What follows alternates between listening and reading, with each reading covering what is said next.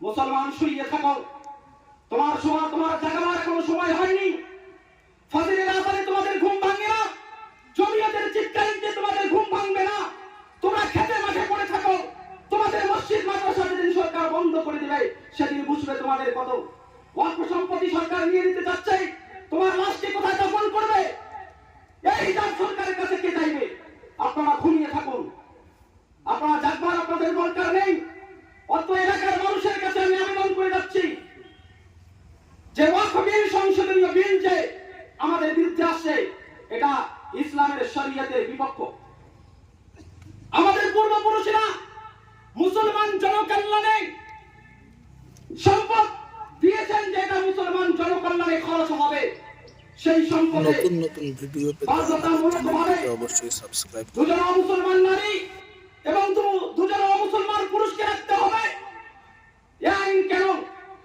আমরা তো আপনাদের দেবব্রত ট্রাস্টের মধ্যে আপনাদের মন্দিরের সম্পদগুলিকে আমরা হস্তক্ষেপ করি না, আমরা চাই না সেখানে আপনাদের কমিটিতে নিযুক্ত হতে, কিন্তু আপনারা কেন আমাদের সময়?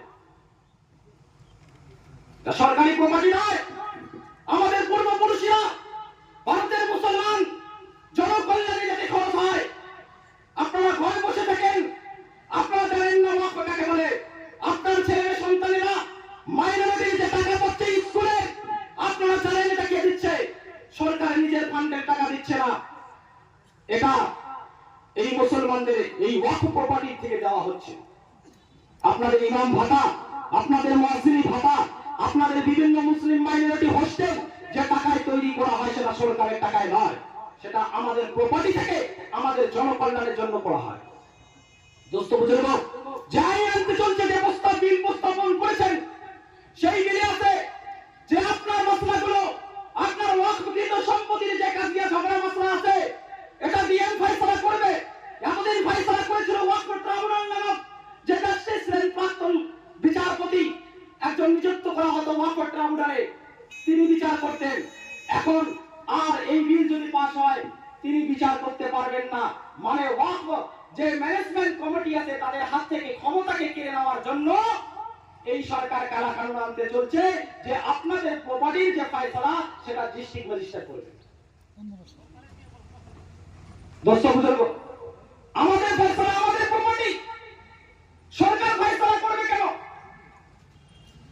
আমাদের অসংখ্য সম্পদ আজকে সরকারের বিল্ডিং, কারখানা, বিল্ডিং, আদালত রয়েছে। আমাদের অসংখ্য সম্পদ, আমাদের অসংখ্য প্রপার্টি।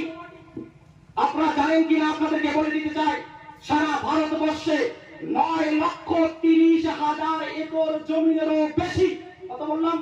9,30,000 একর জমিনেরও বেশি, এর চেয়েও বেশি, এতগুলোর আমরা খবর সন্ধান পেয়েছি। এর চেয়েও বেশি প্রপার্টি ভারতে আমাদের মুসলমানদের ওয়াকফ সম্পত্তি রয়েছে। সুবহানাল্লাহ।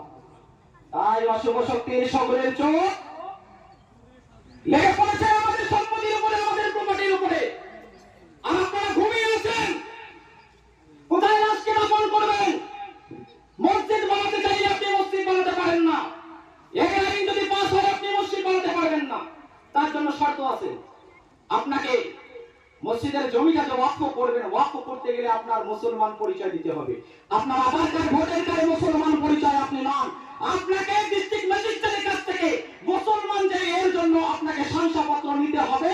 তারপরে সরকার বিবেচনা করবে যে আপনি 5 বছর পূর্বে মুসলমান ছিলেন কিনা, তারপরে আপনাকে হক দেওয়া হবে সম্পত্তিটাকে ওয়াকফ করা।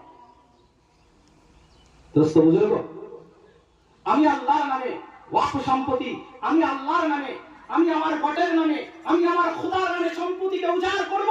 আমি আমার সম্পত্তিকে মুসলিম জনকল্যাণের জন্য আমি খরচ করার জন্য দিয়ে দেব, আর আমাকে অন্যের পারমিশন, ইজাজত নিতে হবে। দোস্ত বুজুর্গ, সরকারের অনেক কাজ রয়েছে, সেই কাজে সরকারের পদক্ষেপ নেই।